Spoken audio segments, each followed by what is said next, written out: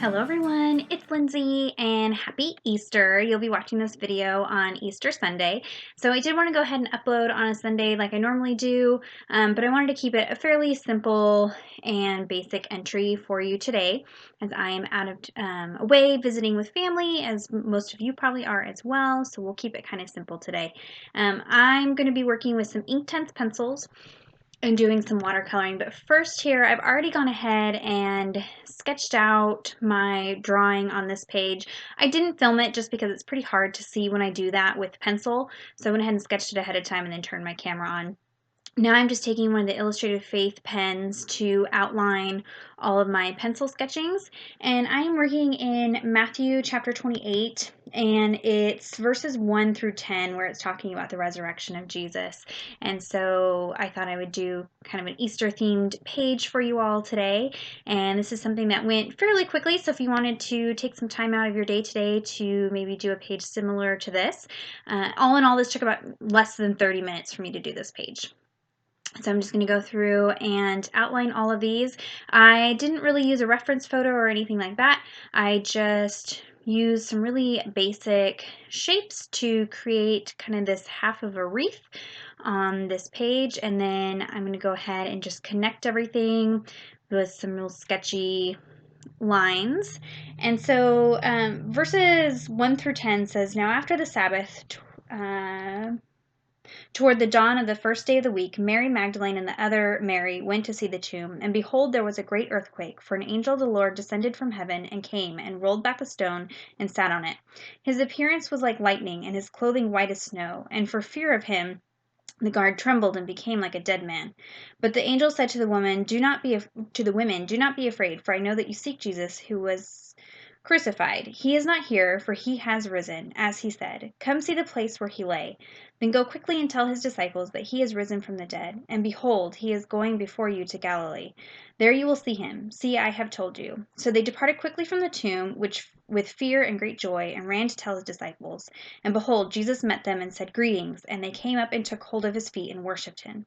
Then Jesus said to them, "Do not be afraid. Go and tell my brothers go to Galilee, and there they will see me." So you can see here I've gone ahead and sketched all that out, and then I heat set it before I erased all of the pencil lines. And then now I'll be using some of my Inktense pencils. Here is just my color chart of the colors that I have. I got a smaller box set off of Amazon. I'll link that down below. And then on dickblick.com, I'll have that linked as well, is where I got all of my individual colors to kind of fill in the colors that were kind of missing or lacking from the set that I had originally bought. So I will eventually just keep collecting some of those single pencils of these Inktense. So I'm just taking a dry pencil and laying some color down into the flowers. And there's a couple different ways that you can use these pencils, and I'm going to use them in a variety of ways today. But this first way is I'm taking the lightest color that I'm going to be using, lay some of that down onto the page, and then I'll take a water brush and just activate that pigment. And you can see these Inktense pencils are exactly like their name suggests. They're very intense in color. It doesn't take very much to get quite a bit of color. Now I've picked up a darker shade of purple, and I'm just taking the color directly from the tip of the pencil and adding some shading to these flowers. You want to do this while the color is still wet for the base coat. That way it's easier to blend that darker color in. Inktense pencils are permanent once they're dry. So once that color is dry, you can't really move it around any longer. So if you're going to be doing some shading and you want things to blend together, you want to do that blending while it's still wet. Here on this one, I didn't quite have enough of the base layer, so I'm just adding a little bit more of the base layer directly from the pencil. And then now I'm going to add in some of that shading. So I'm going to go ahead and do that for the rest of the coloring on this page. And I will go ahead and just turn on some music and let you watch as I color this page.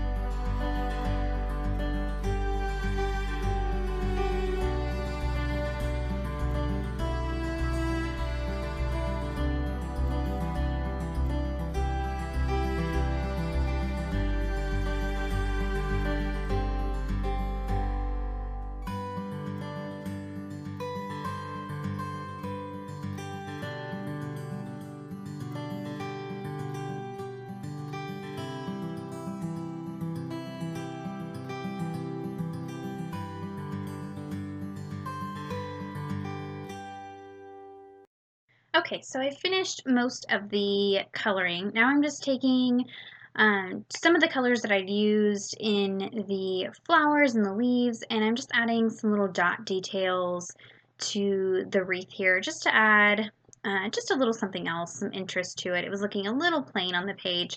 I wanted to keep it fairly simple today, but I wanted to add just a little bit more color. These are some of my favorite colors of Inktense pencils. I will have them listed down below in the description bar, so be sure to check that out, the colors that I used. In total, I think I only used 5 colors for this whole page, so pretty simple. And definitely go and check out Inktense pencils. They're great for Bible journaling on the go as well, since you don't really have to have a full palette of watercolors and a cup of water and just all that stuff that kind of goes along with painting from a palette. These are really simple to paint with, and these are something that I commonly travel with because they're so easy and compact to take with me. So I'm going to go ahead and just dry this so I don't smudge it, which I am prone to doing. And then as a final touch, I go back in with my precision pen and go over all the lines again. And this just kind of intensifies the black. You lose some of that intensity when you color over the black pen. And also I'm going in multiple times to kind of create a sketchy line, real messy, and that just covers up any imperfections in my coloring, or if I wasn't completely steady when I was sketching it out to begin with, and just really kind of pulls everything together. And you can already see here, it just really defines the shapes and things of the image by adding that little bit of pen. And I did the same thing for the lettering as well. And that's it for the page today. So be sure to subscribe to my channel if you're not already a subscriber. Leave a comment down below if you have any questions about the process today.